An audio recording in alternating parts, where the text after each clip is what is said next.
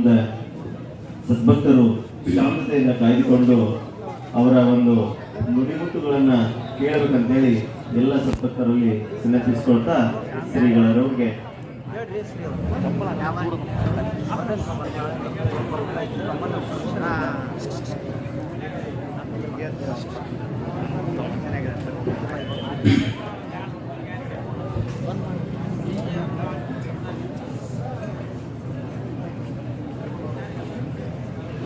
ಫಕೀರೇಶನ ಪವಿತ್ರ ತಾಣ ಶಿರಹಟ್ಟಿಯ ಬಸವಣ್ಣ ದೇವರ ಕಾರ್ತಿಕೋತ್ಸವದ ಈ ಕಾರ್ಯಕ್ರಮದ ದಿವ್ಯ ಸಾನ್ನಿಧ್ಯ ವಹಿಸಿರುವ ಪರಮ ಪೂಜ್ಯರ ಶ್ರೀಚರಣಗಳಿಗೆ ನತಮಸ್ತಕನಾಗಿ ಈ ಸಮಾರಂಭದಲ್ಲಿ ಪಾಲ್ಗೊಂಡ ತಮ್ಮೆಲ್ಲರಿಗೂ ಶರಣಾರ್ಥಿಗಳು. ಒಬ್ಬ ಚಿಂತಕ, ಅವನ ಹೆಸರು ಸ್ಟೀವನ್ಸನ್ ಅಂತ. ನೀವು ಕೂಡ್ರಿ, ಕೇಳ್ಬಿಟ್ಟು ಒಂದು ನಿಮಿಷ ಮೊದಲ ಒಂದು 2 ತಾಸು 3 ತಾಸು ಲೇಟ ಮಾಡಿರಿ. ಈಗ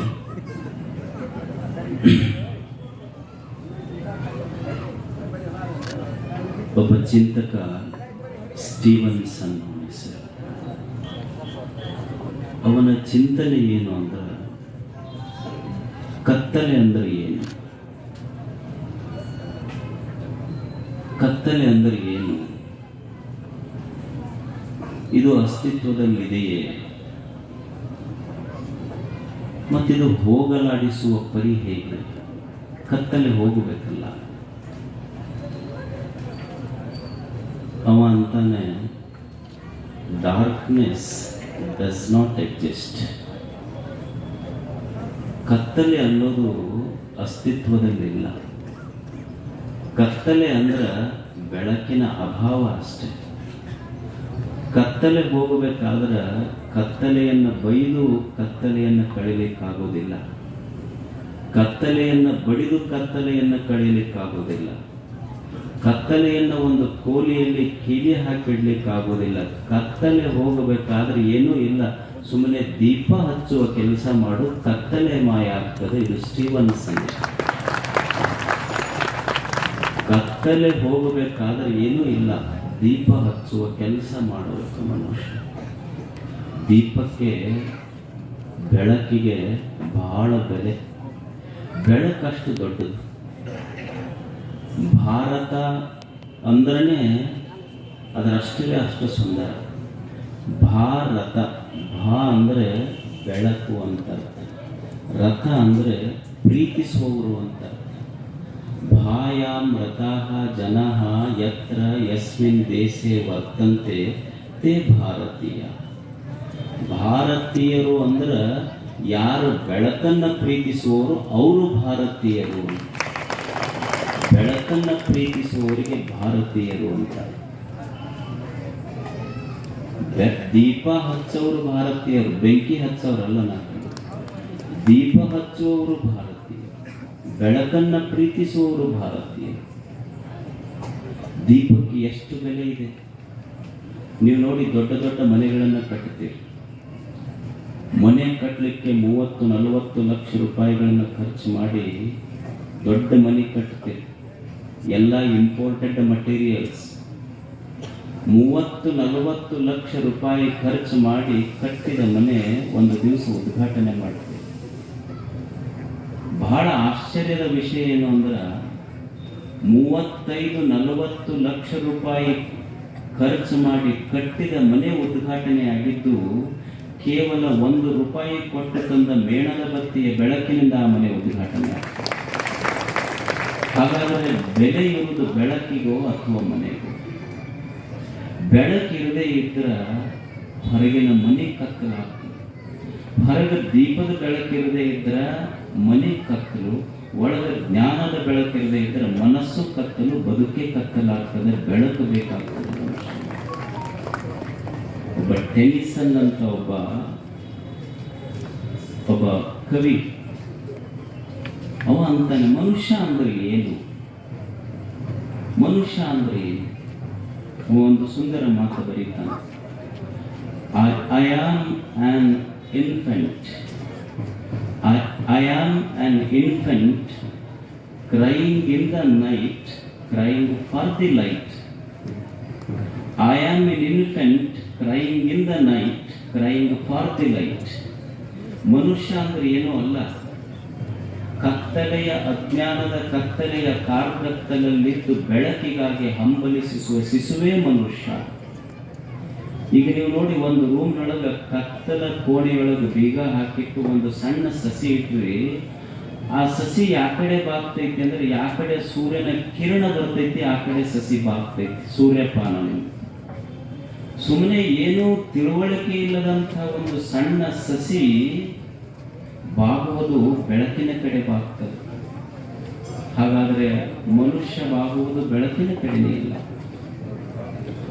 ಬೆಳಕು ಅಷ್ಟು ದೊಡ್ಡದು, ಬೆಳಕು ಅಷ್ಟು ಪವಿತ್ರವಾಗಿರುವಂಥದ್ದು.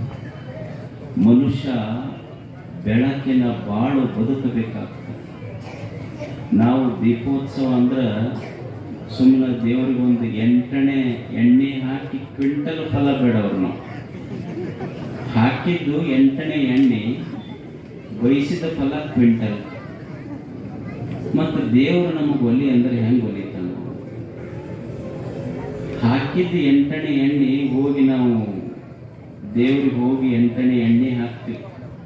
ಹೋಗಿ ಒಬ್ಬ ಭಕ್ತ ಹೋದ ಹನುಮಂತ ದೇವ್ರ ಗುಡಿಗೆ, ಅವ ಗಣಪತಿ ಕೇಳಿದ್ನಂತ, ಮಾರುತಿ ಕೇಳಿದಾಗ ಎಷ್ಟು ಮಂದಿ ನಿಮ್ಮ ಗುಡಿಗೆ ನಡ್ಕೊಂತಾರ, ಎಷ್ಟು ಮಂದಿ ಎಣ್ಣೆ ತಂದು ಹಾಕ್ತಾರ, ನಾ ಇಲ್ಲೇ ಮಕ್ಳು ಅದೀನಿ, ನನಗೆ ಯಾರು ನಡ್ಕೊಳ್ಳುವಲ್ರಲ್ಲ. ಅವಾಗ ಅವ ಮಾರುತಿ ಅಂದ, ಇವ್ರೇನು ನನ್ನ ಮೇಲಿನ ಪ್ರೀತಿಗೆ ಬಂದವರಲ್ಲ, ಒಂದು ಲಿಸ್ಟ್ ಹಿಡ್ಕೊಂಡು ಬಂದಿರ್ತಾರೆ ಅವರು, ಅದು ಲಿಸ್ಟಿನ ಸಲುವಾಗಿ ಬಂದವರು ಅವರು ಅಂದ. ಅವಾಗ ಗಣಪತಿ ಕೇಳ್ದ, ಮತ್ತು ಅವ್ರ ಲಿಸ್ಟ್ನಾಗ ಏನಾರ ಬರ್ಕೊಂಡು ಬಂದಿರ್ತಾರೆ ನೋಡಿ ಅಂತ. ಅವೇನವ ದಿವಸ ಇದ್ದಿದ್ದು ಅವ್ರ ಲಿಸ್ಟ್ ಎಲ್ಲಿ ನೋಡಕ್ ಹೋಗ್ಲಿ, ಅದ ರಗಡಿ ಅಂತ ತಿಳ್ಕೊಂಡು ಅವ್ರ ಕಡೆ ಮುಖನ ಮಾಡೋದಲ್ಲ, ಅದನ್ನ ಈ ಕಡೆ ಮುಖ ತಿರುಗಿಸ್ಕೊಂಡ ನಿಂತಿರ್ತೀವಿ. ನೀವು ಯಾರ ಹನುಮಂತವ್ರ ಗುಡಿಗೆ ಹೋದಾಗ ನಿಮ್ಗೆ ಒಮ್ಮೆ ಮುಖ ತಿರುಗಿಸಿ ನೋಡ್ಯಾನ? ಅವನಿಗೆ ಗೊತ್ತು ಇವು ಹಾಳ ರಗಳಿ ಮಂದಿ, ಇವ್ರದ್ದು ಏನು ಕಾಯಂ ಓದಿದ ಲಿಸ್ಟ್ ಓದೋದು. ಇವ್ರು ಓದಿದ ಲಿಸ್ಟ್ ಓದೋದ್ರಾಗ ಏನು ಫಲ ಇಲ್ಲ. ಮತ್ತು ಅವ ಭಕ್ತಂದ, ಇವೇನಪ್ಪ ಇವ ಹಚ್ಕೊಳ್ಳುವಲ್ಲ, ಅವ ಮಾರುತಿಗಂದ, ಏನು ದೊಡ್ಡ ದೊಡ್ಡ ಕೆಲಸ ಇಲ್ಲ, ಒಂದು ಸಣ್ಣ ಕೆಲಸರ ಮಾಡಪ್ಪ, ಏನು ಹೇಳ ಅಲ್ಲಿ, ಏನು ನನಗೊಂದು ಕನ್ಯಾ ಸಿಗುವಲ್ಲ, ಒಂದು ಕನ್ಯಾ ಹುಡುಕಿ ಕೊಟ್ಬಿಡು ಸಾಕು. ಅವ ಅಂದ, ಮೊದಲು ಕೆಳಗಿಳಿ ಅಂದ. ಈ ಲಗ್ನ ಆದವ್ರು ಗಲಾಟಿಗೆ ಹೋಗಿ, ನಂದ ಲಗ್ನ ಆಗಿಲ್ಲ, ನಿನಗೆ ಕನ್ಯಾ ಹುಡುಕಿ ಕೊಟ್ಟ. ಈ ಲಗ್ನ ಆದವ್ರು ಜಗಳ ಬಿಡಿಸಕ್ ಹೋಗಿ ನಾ ಹಂಗ ಕುಂತೀನಿ, ಇನ್ನೂ ಸಿಕ್ಕಿಲ್ಲ ನನಗ, ನಿನಗೆ ಕನ್ಯಾ ಹುಡುಕಿ. ಒಂದು 8 ಎಣ್ಣೆ ಹಾಕಿ ದೇವರಿಗೆ ಬೇಡಿದ್ರೆ ಬದುಕಾಗ್ತದೆ. ಮನುಷ್ಯನ ಬದುಕು ಅಂದ್ರೆ, ನಾವು ದೇವರಿಗೆ ದೀಪ ಹಚ್ಚಕ್ಕೆ ಹೋಗ್ತೀಯಲ್ಲ, ಕತ್ತಲೆಯಲ್ಲಿ ಕುಂತವ ನಾವು. ಈ ಅಂತರಿಕ್ಷದಲ್ಲಿ ಸೂರ್ಯ ಚಂದ್ರರಂಥ ಆಕಾಶ ದೀಪಗಳನ್ನೇ ತೇಲಿಬಿಟ್ಟ ಭಗವಂತ ಅವನು ಕತ್ತಲೆಯಲ್ಲಿ ಕೊಡ್ತಾನೆ. ಬೆಳಕು ಬೇಕಾದದ್ದು ದೇವನಿಗೋ ಭಕ್ತನಿಗೋ? ನಮ್ಮದು ಒಂದು ಬದುಕಾಗಬೇಕು, ಬೆಳಕಿನ ಬಾಳಾಗಬೇಕು ಮನುಷ್ಯ. ನಮ್ಮ ಬದುಕು ಅದು ಬೆಳಕಿನ ಬಾಳಾಗಬೇಕು. ನಮ್ಮ ಗುರುಗಳಿರು ಮರಿಶಾಂತವೀರ ಮಹಾಸ್ವಾಮಿಗಳು. ಮರಿಶಾಂತವೀರ ಮಹಾಸ್ವಾಮಿಗಳು ಅವ್ರದ್ದು ಕಾಶಿಯೊಳಗೆ ದೊಡ್ಡ ಪಂಡಿತರವರು, ಓದಿದ್ರು. ಇಲ್ಲಿ ಬಂದ ಮೇಲೆ ಹಳ್ಳಿಗಳಲ್ಲಿ ಅಡ್ಡಾಡುವಾಗ ಅವ್ರಿಗೆ ಅನ್ನಿಸ್ತು ಬಹಳ ಬಡತನ. ಹಳ್ಳಿಯ ಮಕ್ಕಳನ್ನೆಲ್ಲ ಕರ್ಕೊಂಡು ಬಂದು ಒಂದು ಫ್ರೀ ಬೋರ್ಡಿಂಗ್ ತೆಗೆದು ಓದಿಸ್ಲಿಕ್ಕೆ ಪ್ರಾರಂಭ ಮಾಡಿದ್ರು. ಸರ್, ನಮ್ಮ ಗವಿಸಿದ್ದೇಶ್ವರ ಗದ್ದಿಗೆ ಮುಂದೆ ಹಿಂಗೆ 2 ದೊಡ್ಡ ಕಲ್ಲಿನ ಪಣತಿ, ಒಬ್ಬರು ಭಕ್ತರು ಅವರ ಆಕಳ ಇದೈತೆ ಅಂತ ತಿಳ್ಕೊಂಡು ಮೀಸಲು ತುಪ್ಪ ಒಂದೊಂದು ಚರಿಗೆ, ಈ ಪಣತಿಗೆ ಒಂದು ಚರಿಗೆ, ಆ ಪಣತಿಗೆ ಒಂದು ಚರಿಗೆ ಮೀಸಲು ತುಪ್ಪ ಗವಿಸಿದ್ದ ಪಂಚಕ್ಕೆ ಹಾಕಿ ಮ್ಯಾಲ ಹೋದ್ರಂತ, ಗುಡ್ಡದ ಮ್ಯಾಲ ಹೋಗಿ ಕೆಳಗೆ ಬರೋದ್ರಾಗ ಹುಡುಗರವರು ಅಷ್ಟು ಅದು ತುಪ್ಪ ತಗೊಂಡು ಹೋಗಿ ಮಠದಾಗ ರಬ್ಬುಳಿಗೆ ಅಂತ ಮಾಡ್ತಿದ್ರು. ಅಂದ್ರೆ ನುಚ್ಚು ಖಾರ ಪುಡಿ ಹಾಕೊಂಡು ಅದು ತುಪ್ಪ ಕಲಸ್ಕೊಂಡು ಊಟ ಹೋಗ್ಬಿಟ್ರಂತ ಸಾಲಿ. ಅವರು ಭಕ್ತರು ಬಂದ ಕೂಡಲೇ ನೋಡ್ತಾರ, ದೀಪನೂ ಇಲ್ಲ, ತುಪ್ಪನೂ ಇಲ್ಲ. ಅವ್ರಿಗೆ ಸಿಟ್ಟು ಬಂತು, ನಾವು ಗವಿಸಿದ್ದಪ್ಪಾಜಿ ಮೀಸಲು ತುಪ್ಪ ಅಂತ ಮನ್ಯಾಗ ತಂದು ಹಾಕಿವಿ, ಇವೇನು ಮಠದಾಗ ಹುಡುಗರು ತುಪ್ಪ ಉಂಡು ಹೋಗಿ ದೀಪನ ಆರಿಸ್ಬಿಟ್ಟಾವ್ರು. ಅವಾಗ ಗುರುಗಳ ಹತ್ರ ಹೋದ್ರಂತ, ಮರಿಶಾಂತಿ ಸ್ವಾಮಿಗಳ ಹತ್ರ. ಅವ್ರ ಭಕ್ತರು, ಇಲ್ಲ ನಿಮ್ಮ ಮಠದ ಹುಡುಗರು ಹಿಂಗೆಲ್ಲ ಮೀಸಲು ತುಪ್ಪ ಹಾಕಿದ್ದೆ, ಅವೆಲ್ಲ ತಿಂದು ಹೋಗ್ಬಿಟ್ಟ ಹುಡುಗರು. ಅವಾಗ ಗುರುಗಳು ಹೇಳಿದ್ರಂತ, ಯಾರು ಉಂಡಾರ? ಅವು ಹಾಸ್ಟೆಲ್ನಾಗಿರೋ ವಿದ್ಯಾರ್ಥಿಗಳು ಉಂಡಾರ. ಅವಾಗ ಗುರುಗಳೊಂದು ಮಾತು ಹೇಳಿದ್ರಂತ, ನೋಡ್ರಿ ನೀವು ಅಲ್ಲೇನು ಹಾಕಿದ್ರಲ್ಲ, ತುಪ್ಪ ಹಾಕಿದ್ರಲ್ಲ, ಅದು ಆರುವ ದೀಪಕ್ಕೆ ಮೀಸಲಾಗಿತ್ತು. ಈಗ ಮಕ್ಕಳು ಉಂಡ್ರಲ್ಲ, ಆರದ ದೀಪಕ್ಕೆ ಮೀಸಲಾಗೈತಿ ನಿಮ್ಮ ತುಪ್ಪ. ನಿಮ್ಮ ತುಪ್ಪ ಆರದ ದೀಪಕ್ಕೆ ಮೀಸಲಾಗೈತದು. ಇದು ಬೆಳಕಿನ ಬಾಳ ಅಷ್ಟೇ. ಮನುಷ್ಯ ಬದುಕು ಹೆಂಗಿರ್ಬೇಕು ಅಂದ್ರೆ, ಈ ಬದುಕು ಬೆಳಕಿನ ಬಾಳ ಆಗಬೇಕು ಅಷ್ಟೇ.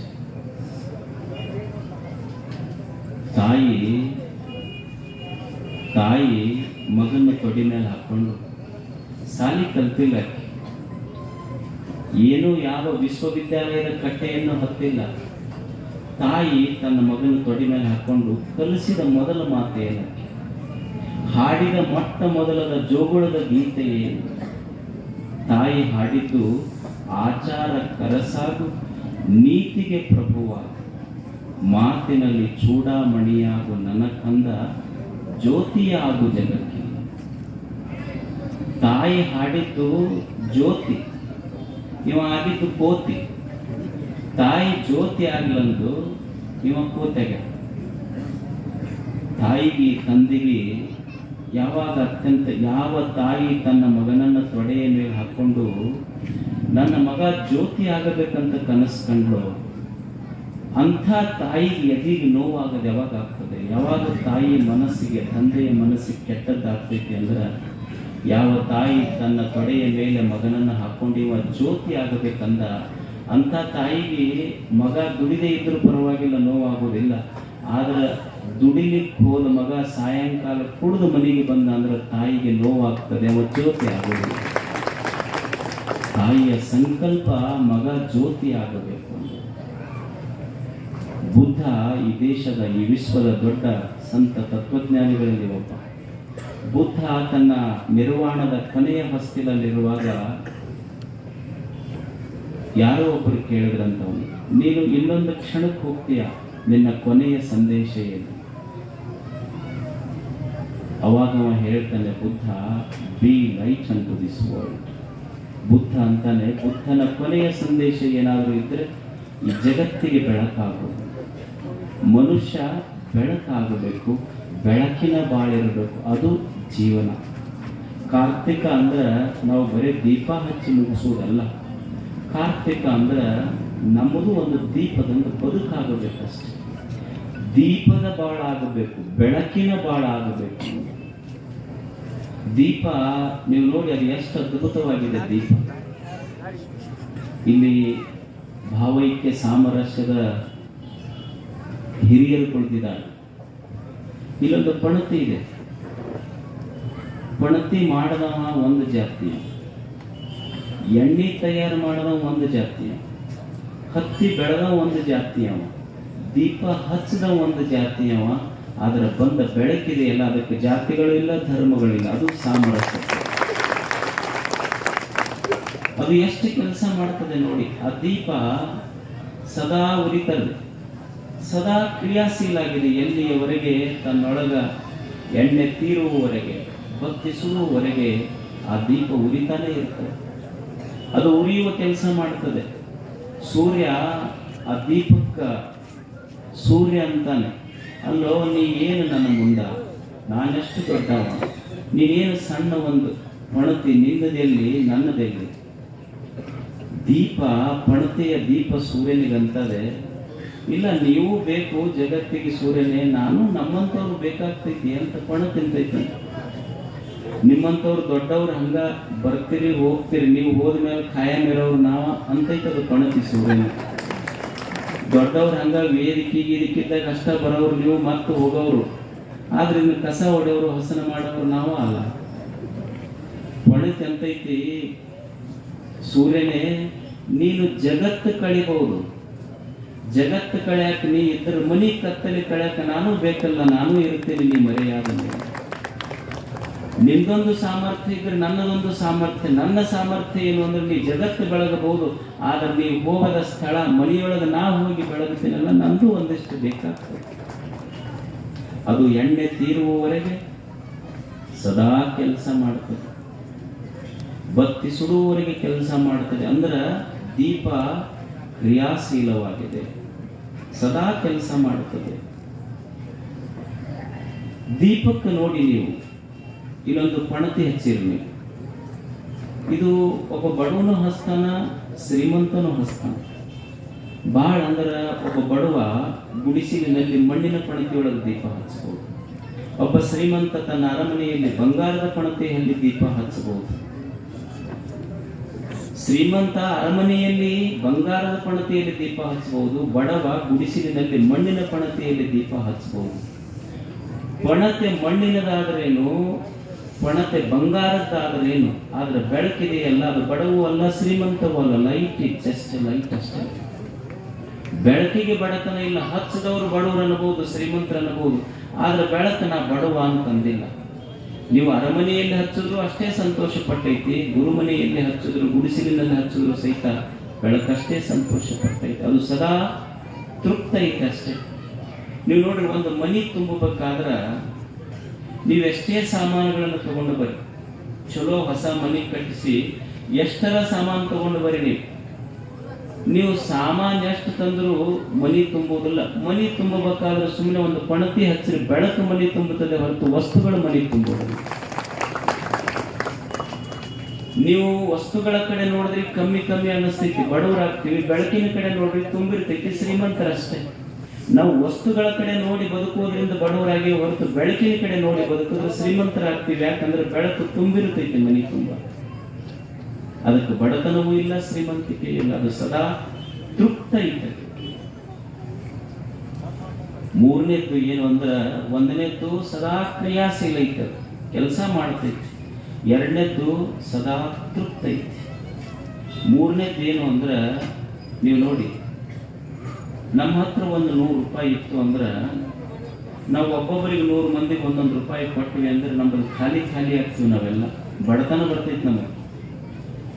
ನೀವು ನಮ್ಮಲ್ಲಿರುವ ಸಂಪತ್ತು ಒಂದು 100 ಮಂದಿಗೆ ಕೊಟ್ರೆ ನಾವು ಕಳ್ಕೊಂತೀವಿ. ಆದ್ರೆ ದೀಪದ ವೈಶಿಷ್ಟ್ಯ ಎಷ್ಟು ಅದ್ಭುತ ಅಂದ್ರೆ, ಒಬ್ಬ ಮನುಷ್ಯನಲ್ಲಿರುವ 100 ರೂಪಾಯಿಗಳನ್ನ ತನ್ನ ಸುತ್ತ ಇದ್ದವ್ರಿಗೆ ಹಂಚದ ಅಂದ್ರೆ ಅವ ಕಳ್ಕೊಂತಾನ. ಆದ್ರೆ ದೀಪ ಅದರ ಮಗ್ಗಲಿರುವ 100 ದೀಪಗಳನ್ನು ಹಚ್ಚಿದರೂ ಸಹಿತ ತಾನು ಶ್ರೀಮಂತವಾಗಿ ಉಳಿತದೆ, ಏನೂ ಕಳ್ಕೊಳ್ಳೋದಿಲ್ಲ. ಇದು ದೀಪದ ವೈಶಿಷ್ಟ್ಯತೆ, ಇದು ದೀಪದ ಬಾಳು.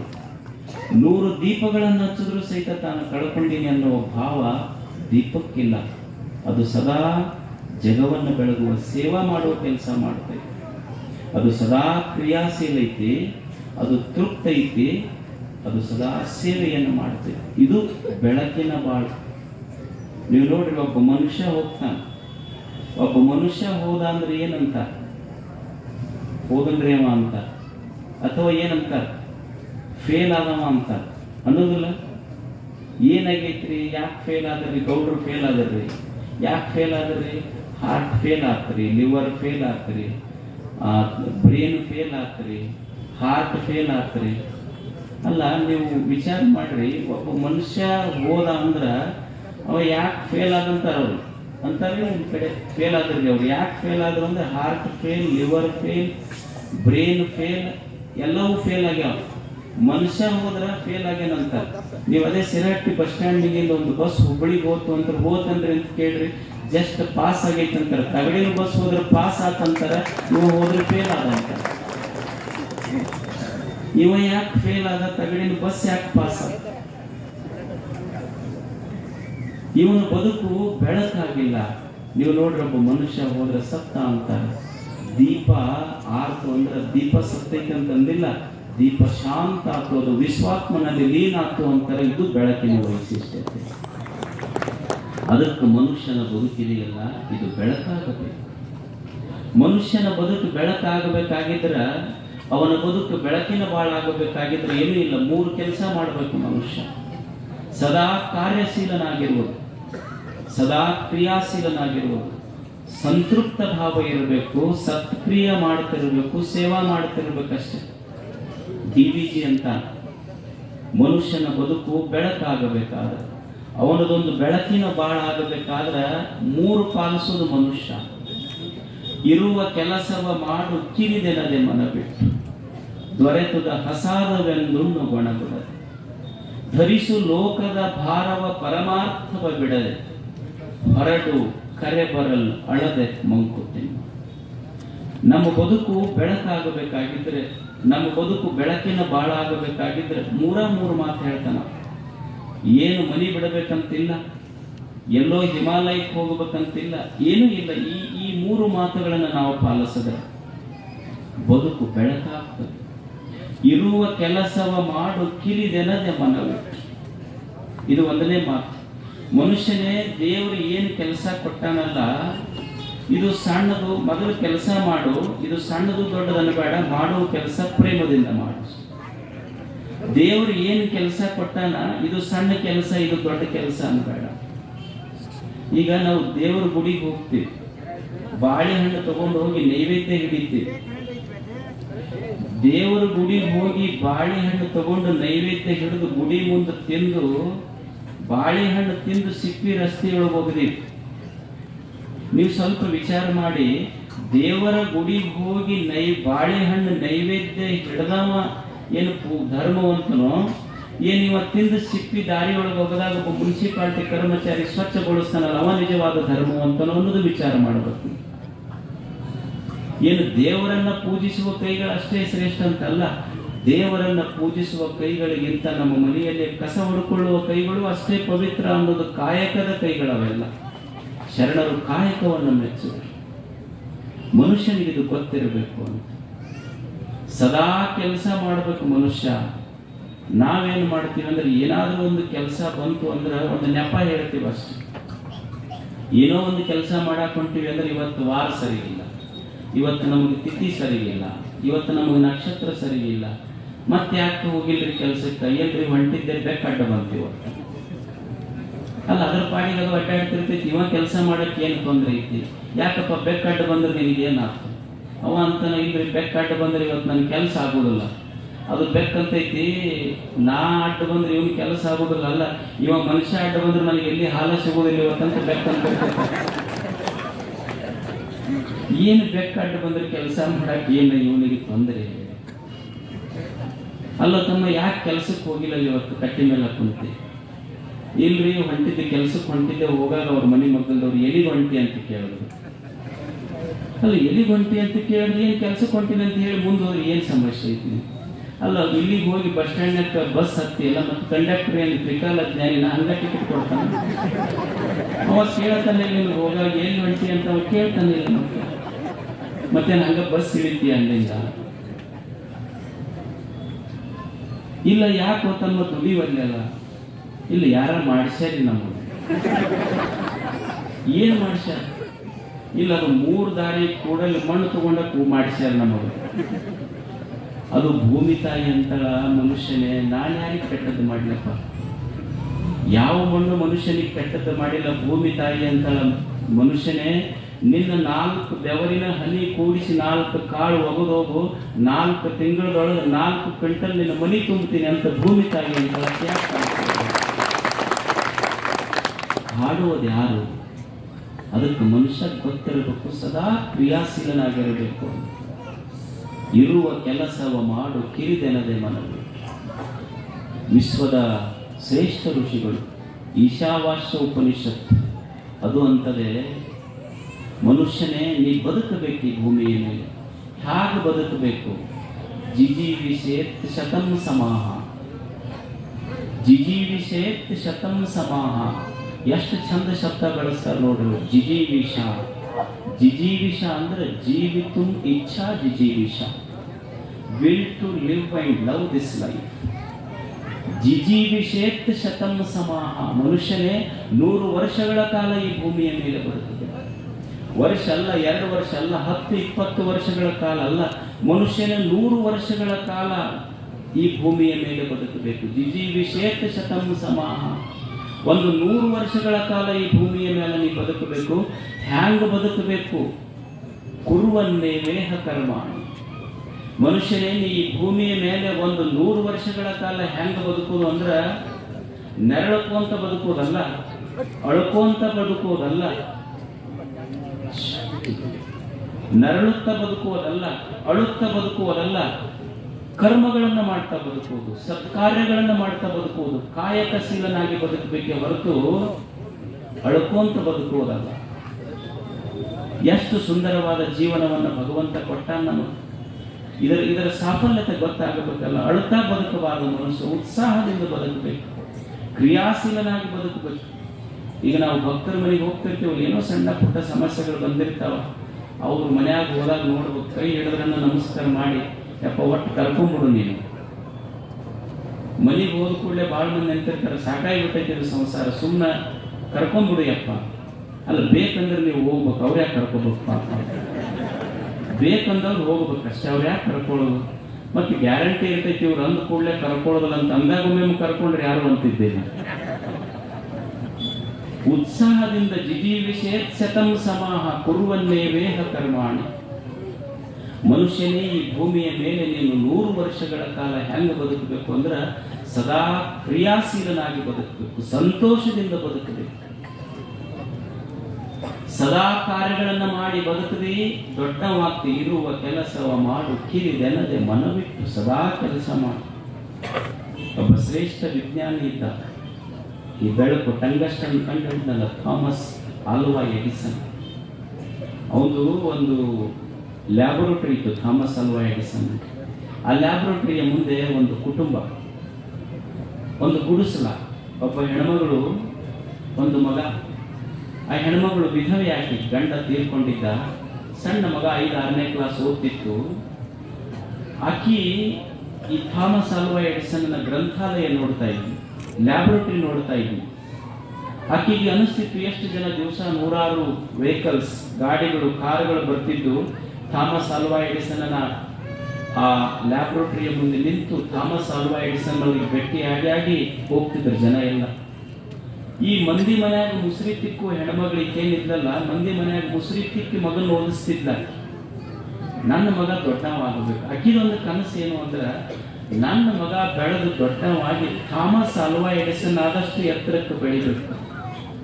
ಆಕಿ ಕನಸಿದು, ಆಕಿ ಸಂಕಲ್ಪ ಇದು. ಯಾರ್ದು ಅಂದ್ರೆ ಸುಮ್ಮನೆ ಒಂದು ಮುಸ್ರಿ ತಿಕ್ಕುವ ಗುಡಿಸಿಲಿನಲ್ಲಿದ್ದು ಮುಸ್ರಿ ತಿಕ್ಕುವ ಹೆಣ್ಮಗಳ ಕನಸೇನು ಅಂದ್ರೆ, ನನ್ನ ಮಗ ಥಾಮಸ್ ಆಲ್ವಾ ಎಡಿಸನ್ ಆಗಬೇಕು.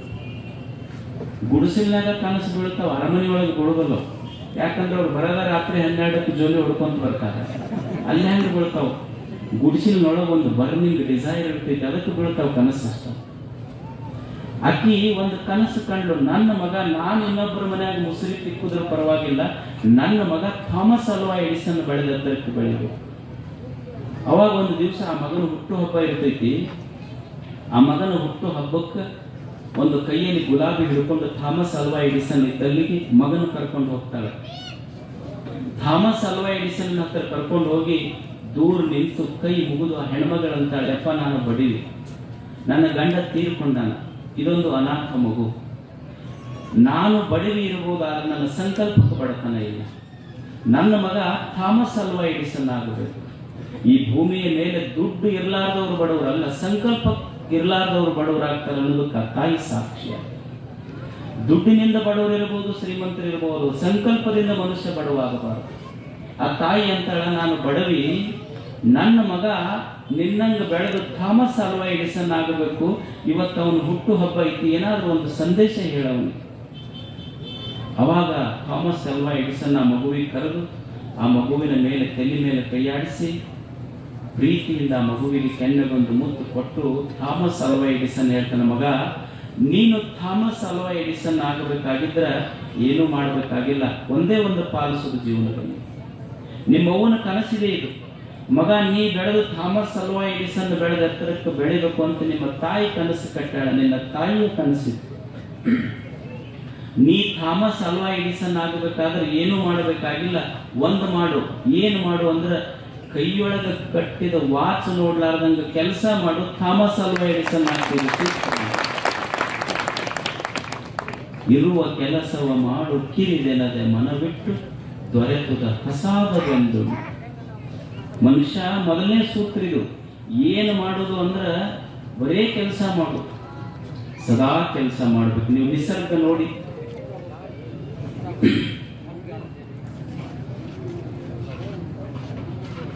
ಮನುಷ್ಯ ಸದಾ ಕ್ರಿಯಾಶೀಲನಾಗಿರುವುದು, ಸದಾ ಕೆಲಸ ಮಾಡುವುದು. ನೀವು ನಿಸರ್ಗ ನೋಡಿ, ಸದಾ ಕೆಲಸ ಮಾಡ್ತಾ ಇದೆ. ಹರಿಯುವ ನೀರು ನೋಡಿ, ಉದಿಸುವ ಸೂರ್ಯನನ್ನು ನೋಡಿ, ಬೀಸುವ ಗಾಳಿಯನ್ನು ನೋಡಿ, ಎಂದಾದ್ರೂ ಅದು ನಾ ಕೆಲಸ ಬಿಟ್ಟಿನಿ ಅಂತ ಎಂದಾದ್ರೂ ಒಂದು ದಿವಸ ಅಂದೈತೇನೆ? ಬೀಸುವ ಗಾಳಿ, ಉದಿಸುವ ಸೂರ್ಯ ಎಂದಾದ್ರೂ ಅಲಾರಾಮ್ ಇಟ್ಟಿದ್ದಾನೆ? ನಾವು 5ಕ್ಕೆ ಎದ್ದು ಮತ್ತೆ 5:05ಕ್ಕೆ ಮುಕ್ಕೊಂತೀವಿ. ಆದ್ರೆ ಸೂರ್ಯ ಎಂದೂ ಅಲಾರಾಮ್ ಇಟ್ಟು ಬಂದಿಲ್ಲ. ಅವ ನಿರಂತರವಾಗಿ ಬೆಳಕು ಕೊಡುವ ಕೆಲಸ ಮಾಡ್ತಾ ಇದ್ದ. ಬೀಸುವ ಗಾಳಿ ಎಂದಾದ್ರೂ ನಿಂತೈತೇನು ಹೇಳಿ? ಸದಾ ಬೀಸುವ ಧರ್ಮ ಅದರಲ್ಲಿ. ಈಗ ನಾವು ಒಂದು ದಿವಸ Saturday Sunday full day rest ಬೇಕಂತೀವಿ ನಾವು. ಮತ್ತು ಬೀಸುವ ಗಾಳಿನೂ ನಮಗೂ ಭಾಳ ದಿವಸ ಆತ್ರಿ, ಶತಶತಮಾನಗಳಾಗ್ತು. ಒಂದು ಸಂಡೇ ರೆಸ್ಟ್ ಮಾಡ್ತೀವಿ ಅಂದ್ರೆ ಎಲ್ಲರಿಗೂ ಕಾರ್ತಿಕ್ ಒಂದೇ ದಿವಸ ಆಗುತ್ತೆ. ಬಸವಣ್ಣನ ಕಾರ್ತಿಕ ಇರುವುದಿಲ್ಲ, ಅವನ ನಮ್ಮ ಕಾರ್ತಿಕ್ ಮಾಡ್ಬೇಕಾಗುತ್ತೆ. ಬೀಸುವ ಗಾಳಿ ಸದಾ ಕೆಲಸ ಮಾಡಕತ್ತೈತಿ. ಎಂದಾದ್ರೂ ನಿಂತಿದೆ ಏನು ಹೇಳಿ? ಹರಿಯುವ ಒಂದು ಹರಿಯುವ ನದಿ ಇದೆ. ಹರಿಯುವ ನದಿ ಎಂದಾದರೂ ಹರಿಯುವ ತುಂಗಭದ್ರೆ ನಿಂತಾಳೆ? ಸದಾ ಸದಾ ಶತಶತಮಾನಗಳಿಂದ ಹರಿತಾ ಇದ್ದ. ಇದು ಜೀವನದ ಸೂತ್ರ ಮನುಷ್ಯ ಕಲಿಯುವಂತ. ನದಿ ಹರಿತಾ ಇರಬೇಕು. ಹರಿಯುವ ನೀರು ನಿಂತಿತು ಅಂದ್ರೆ ಕೆಡತೈತಿ ನೀರು. ನೀರು ಯಾವಾಗ ಕೆಡತೈತಿ ಅಂದ್ರೆ ಯಾವಾಗ ಚಲನಶೀಲತೆಯನ್ನು ಕಳ್ಕೊಂತೈತಿ, ಯಾವಾಗ ನೀರು ಕೆಡತೈತಿ. ಅದಕ್ಕೆ ಮನುಷ್ಯ ಒಂದು ಸೂತ್ರ ಕಲಿಬೇಕು. ನೀರು ಹರಿತಾ ಇರಬೇಕು, ಮನುಷ್ಯ ದುಡಿತಾ ಇರಬೇಕು. ನಿಂತರ ನೀರು ಕೆಡತೈತಿ, ಕುಂತರ ಮನುಷ್ಯ ಕೆಡತಾನ. ನೀರು ಹರ್ಕೊಂತ ಇರಬೇಕು, ಮನುಷ್ಯ ದುಡ್ಕೊಂತ ಇರಬೇಕು. ಇದು ಸೂತ್ರ. ಮನುಷ್ಯ ದುಡಿಬೇಕಾಗ್ತದಲ್ಲ, ದುಡಿದ ಇದ್ರೆ ನಡಿತೈತೇನು ಜಗತ್ತಿನಲ್ಲಿ? ಈಗ ನಾವು ಅಂತೀವಿ, ಇಲ್ರಿ ನಮ್ಮ ಅಪ್ಪ ಭಾಳ ಮಾಡಿಟ್ಟಾನ ಅಂತ ಅಂತಿರ್ತಾರೆ ಕೆಲವು ಮಂದಿ. ಏನು ದುಡೋದು ಏನು ಮಾಡ, ನಮ್ಮ ಅಜ್ಜ ನಮ್ಮ ಅಪ್ಪ ಜಗ್ಗಿ ಮಾಡಿಟ್ಟಾರ, ಏನು ದುಡಿದಾರ ನಾ ಏನು ಮಾಡಿಟ್ಟೆ ಅಂತ ಕೆಲವು ಮಂದಿ ಅಂತಿರ್ತಾರೆ. ಇನ್ನು ಕೆಲವು ಮಂದಿ ಅಂತಿರ್ತಾರೆ, ಬೆಳಕರ ಹರಿಲಿ ಸಿಗ್ತಾವೆ ಯಾವ ಒಂದಿಷ್ಟು ತಲೆ ಮೇಲೆ ಕೈ ಆಡಿಸುವಂತ ಹೋಗೋದಪ್ಪ ಹಂಗ. ಇನ್ನು ಕೆಲವು ಮಂದಿ ಇರ್ತಾರೆ, ನಾವು ಇನ್ನೊಬ್ಬರಿಗೆ ಮೋಸ ಮಾಡೋದು ಬೇಡಪ್ಪ, ನಾ ಕಷ್ಟಪಟ್ಟು ದುಡ್ಬೇಕು ಅನ್ನೋ ಭಾವಗಳು ಅದಾವ. 3 ರೀತಿ ಜನ ಇವೆ. ನಮ್ಮ ಅಪ್ಪ ದುಡ್ದಿದ್ದ ನಾ ದುಡ್ದಿದ್ದಲ್ಲ, ನಮ್ಮ ಅಜ್ಜ ನಮ್ಮ ಅಪ್ಪ ದುಡ್ದಿದ್ದ ನಾ ಉಳ್ಬೇಕಂತೀನಲ್ಲ. ಇವ್ರು ಹೆಂಗ ಅಂದ್ರ ನಾ ಮಾಡಿದ್ದಲ್ಲ, ನಮ್ಮ ಅಪ್ಪ ಮಾಡಿದ್ದು, ನಿನ್ನೆ ಮಾಡಿದ್ದು ಇಂದು ಉಣ್ತೀನಲ್ಲ, ಇದು ಹಳಸಿ ನೋಡಂಗ ಮನುಷ್ಯ ಐತಿ. ನಾನು ದುಡ್ದಿದ್ದಲ್ಲ, ನಮ್ಮ ಅಜ್ಜ ನಮ್ಮಪ್ಪ ದುಡ್ದಿದ್ದ ನಾ ಇವತ್ತು ಅನುಭವಿಸ್ತೀನಿ ಅಂದ್ರೆ ಇದು ಹಳಸಿದ್ದು ಉಂಡಂಗೆ. ಮತ್ತು ಇನ್ನೊಬ್ಬರಿಗೆ ಮೋಸ ಮಾಡಿ ಇನ್ನೊಬ್ಬರ ತಟ್ಟೆಯ ಅನ್ನ ತಗೊಂಡು ನಾ ತಿಂತೀನಿ ಅಂದ್ರೆ ಇನ್ನೊಬ್ಬರು ಎಂಜಲು ಉಂಡಂಗ ಮನುಷ್ಯ. ಮತ್ತು ನಾ ಕಷ್ಟಪಟ್ಟು ದೇವನು ದುಡಿದು ಉಳಿತೀನಲ್ಲ, ಅದು ದೇವರು ನನ್ನ ತಟ್ಟೆಯಲ್ಲಿ ಹಾಕಿದ ಪ್ರಸಾದ. ಅದಕ್ಕೆ ದೇವರಿಗೆ ಬೆಳೆಯುವುದು. ಮನುಷ್ಯ ಸದಾ ಕ್ರಿಯಾಶೀಲನಾಗಿರುವುದು. Life is a duty, it's a responsibility, we have to accept it. ಮನುಷ್ಯ ಸದಾ ದುಡಿತಾ ಇರಬೇಕು. ಇದು ಮೊದಲನೇ ಸೂತ್ರ. ಇದು ಇರುವ ಕೆಲಸವ ಮಾಡು ಕಿರಿದೆನದೆ ಮನವಿ. ಇದು ಸಣ್ಣ ಕೆಲಸ ದೊಡ್ಡ ಕೆಲಸ ಅನ್ಬೇಡ, ಸದಾ ಕೆಲಸ ಮಾಡುವುದು ಕಲಿಯಪ್ಪ ಮನುಷ್ಯನ. ಸದಾ ಕೆಲಸ ಮಾಡು. ಮಕ್ಕಳಿಗೆ ಇದನ್ನ ಕಲಿಸ್ಬೇಕು. ನಾವು ಮಕ್ಕಳಿಗೆ ಏನು ಕಲಿಸೋದು ಅಂದ್ರೆ ಕೆಲಸ ಮಾಡೋದು ಕಲಿಸ್ಬೇಕು. ಈಗ ಮಠಕ್ಕೆ ಭಾಳ ಮಂದಿ ಬರ್ತಿರ್ತಾರೆ, ಬಂದಾಗ ಹೇಳ್ತಿರ್ತಾರೆ ನಮಸ್ಕಾರ ಮಾಡಿ, ಯಪ್ಪ ಭಾಳ ಕಲ್ಯಾಣ ಆಯ್ತು ನಿನ್ನ ಆಶೀರ್ವಾದದಿಂದ. ಏನಾಯ್ತು? ಮಗಳು ಭಾಳ ದೊಡ್ಡ ಮನೆಗೆ ಬಿದ್ದಾಳೆ. ಏನು ದೊಡ್ಡ ಮನೆಗೆ ಬಿದ್ದಾಳಮ್ಮ? ಏನಾಗೈತಿ? ಭಾಳ ದೊಡ್ಡ ಮನೆಗೆ ಬಿದ್ದಾಳಪ್ಪ ನಿನ್ನ ಆಶೀರ್ವಾದದಿಂದ. ಏನು ದೊಡ್ಡ ಮನೆಗೆ ಬಿದ್ದಾಳ ಅಂದ್ರೆ ಏನು ಎಡಿ ಬಿದ್ದಾಳ? ಏನಾಗೈತಿ? ದೊಡ್ಡ ಮನೆಗಂದ್ರೆ ಅಪ್ಪ ಆ ಮನೆಯಾಗ ಹಿಂಗೈತಲ್ಲ, ಈ ಕಡೆ ಕಡ್ಡಿ ತೆಗೆದು ಈ ಕಡೆ ಹಾಕಂಗಿಲ್ಲ. ಇದು ಸ್ವಾಮಿಗಳ ಆಶೀರ್ವಾದದ ಮತ್. ಈ ಕಡೆ ಕಡ್ಡಿ ತೆಗೆದು ಈ ಕಡೆ ಹಾಕಂಗಿಲ್ಲ. 4 ವರ್ಷ 1-2 ವರ್ಷ ಆಗಿದ್ದಿಲ್ಲ ಅದು. ಮತ್ತೆ ಈ ಕಡೆ ಕಡ್ಡಿ ತೆಗೆದು ಈ ಕಡೆ ಹಾಕಂಗಿಲ್ಲ. ಬರೀ ಧಾರಾವಾಹಿ ನೋಡ್ಕೊಂತ ಕುಂದ್ರದು, ಉಣ್ಣದು ಧಾರಾವಾಹಿ ನೋಡೋದು. 3 ವರ್ಷಕ್ಕೆ ಮನೆ ಗಂಡನ ಮನೆಯಿಂದ ತವರು ಮನೆಗೆ ಬರೋದ್ರಾಗ ಮಗಳ ಕಡ್ಡಿ ಹೋಗಿ ಗುಡ್ಡ ಆಗಿದ್ಲ. ಅವಾಗ ತಾಯಿ ಅಂದ್ರೆ ಯಾಕೆ ಗುಡ್ಡ ಆದಂಗೆ ಆಗಿಲ್ಲ, ಮತ್ತೆ ನೀ ಕಡ್ಡಿ ತೆಗಿಬೇಡ ಅಂದ್ರೆ ಅದು ಗುಡ್ಡ ಆದಂಗೆ ಆಗಿಲ್ಲ. ಡಾಕ್ಟರ್ ಹತ್ರ ಕರ್ಕೊಂಡು ಹೋಗಿ ನನ್ನ ಮಗಳು ತೆಳ್ಳಗಾಗ್ಬೇಕು. ಅವಾಗ ಡಾಕ್ಟರ್ ಏನು ಅಡ್ವೈಸ್ ಮಾಡಿದ್ರು? ಏನೂ ಇಲ್ಲ, ನಿನ್ನ ಮಗಳು ಕಡ್ಡೆ ಆದಂಗೆ ಆಗ್ಬೇಕಾದ್ರೆ ದಿವಸ ಗುಡ್ಡ ಹತ್ತೋದು ಇಡೋದು ಮಾಡ್ಬೇಕು, ಅವಾಗ ಕಡ್ಡೆ ಆದಂಗ. ಮೊದಲ ಕೆಲಸ ಮಾಡಿದ್ರೆ ಇದ್ಯಾಕೆ ಆಗ್ತಿತ್ತು? ಮಕ್ಕಳಿಗೆ ಏನು ಕಲಿಸ್ಬೇಕು ಅಂದ್ರೆ ಪಟ್ಟ ಮನೆಗೆ ಹೋದ ಮನೆಗೆ ದುಡಿದು ಹೆಸರು ತೊಂಬ ಅಂತ ಕಲಿಸ್ಬೇಕು, ಹೊರತು ಬೇರೆ ಆಗಂತ ಕಲಿಸಿದ್ರೆ ಹೆಂಗೆ ನಡೀತೈತೆ? ದುಡಿಯುವುದು ಕಲಿಸೋದು ಅಷ್ಟೇ. ದುಡಿಮೆ ದೊಡ್ಡದು, ಕಾಯಕ ದೊಡ್ಡದು, ಇದನ್ನೇ ಕಲಿಸು. ಅದಕ್ಕೆ ಮನುಷ್ಯ ಒಂದನೆಯ ಸೂತ್ರ ಸದಾ ದುಡಿಯುವಂಥದ್ದು, ಕೆಲಸ ಮಾಡುವಂಥದ್ದು ಕಲಿಬೇಕು ಮನುಷ್ಯ. ಎರಡನೇದ್ದು ದೊರೆತುದ ಕಸಾದವೆಂದುಂಡು ಒಣಗುಡದು. ಮನುಷ್ಯ ಸಂತೃಪ್ತ ಭಾವದಿಂದ ಬದುಕಬೇಕು, ಮನುಷ್ಯ ತೃಪ್ತನಾಗಿ ಬದುಕಬೇಕು. ಯಾವಾಗ ತೃಪ್ತಿ ಭಾವ ಕೆಡ್ತೈತಿ, ಮನುಷ್ಯನಿಗೆ ಯಾಕೆ ಚಿಂತೆ ಬರ್ತೈತಿ, ಮನುಷ್ಯನಿಗೆ ಯಾಕೆ ದುಃಖ ಆಗ್ತೈತಿ, ಮನುಷ್ಯನಿಗೆ ಯಾವಾಗ ನೋವಾಗ್ತೈತಿ, ಯಾವಾಗ ಅತೃಪ್ತ ಆಗ್ತಾನೆ ಹೇಳಿ ಮನುಷ್ಯ? ಸಂತ ಅಂತ ಯಾರಿಗೆ ಅನ್ಬೇಕು ಅಂದ್ರೆ ಸಂತುಷ್ಟಂ ಸತತಂ ಯೋಗಿನ. ಯಾವನು ಸದಾ ಸಂತೋಷವಾಗಿರ್ತಾನ ಅವನೇ ಸಂತರು. ಸಂತರು ಅಂದ್ರೆ ಎಲ್ಲೋ ಮಠದಾಗ ಗುಡದಾಗಿರೋರು ಸಂತರಲ್ಲ, ಸಂತೋಷವಾಗಿರೋರು ಸಂತರು. ಆತನ ಮಠದಾಗ ಅದೀನಿ ದಿವಸ ಅಳ್ಕೊಂಡು ಕುಂತಿದ್ರೆ ಹೆಂಗೆ ಸಂತ ಆಗ್ತೀವಿ? ಸಂತರು ಅಂತ ಯಾರಿಗೆ ಅನ್ಬೇಕು ಅಂದ್ರೆ ಯಾರ ಮುಖದ ಮೇಲೆ ಸದಾ ನಗೆ ಐತಿ ಅವರೇ ಸಂತರಷ್ಟೇ. ಸದಾ ನಕ್ಕೊಂತಿರೋರು ಸಂತರು.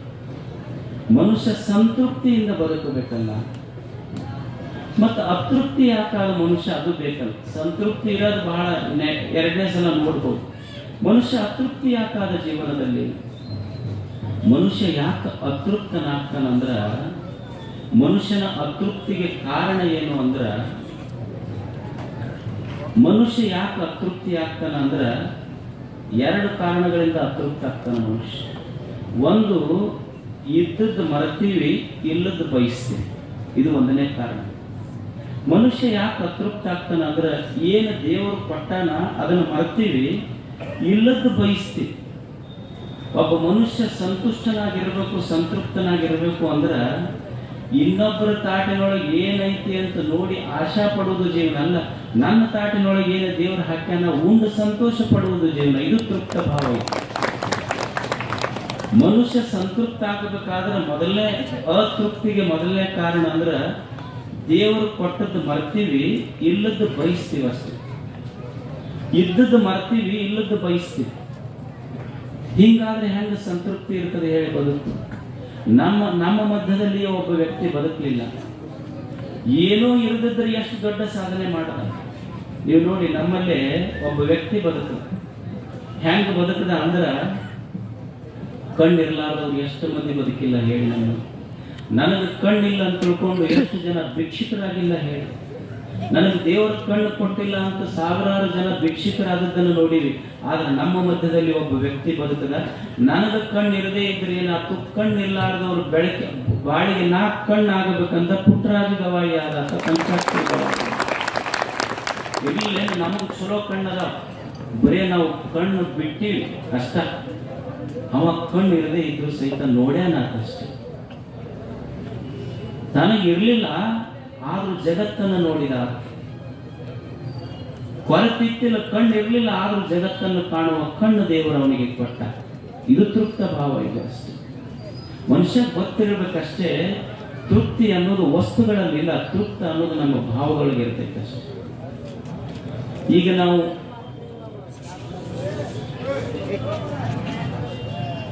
ತೃಪ್ತಿ ಅನ್ನೋದು ವಸ್ತುಗಳಲ್ಲಿ ಇರುವುದಿಲ್ಲ, ತೃಪ್ತಿ ಅನ್ನೋದು ನಮ್ಮ ಭಾವನೆಯಲ್ಲಿ ಇರ್ತೈತಿ.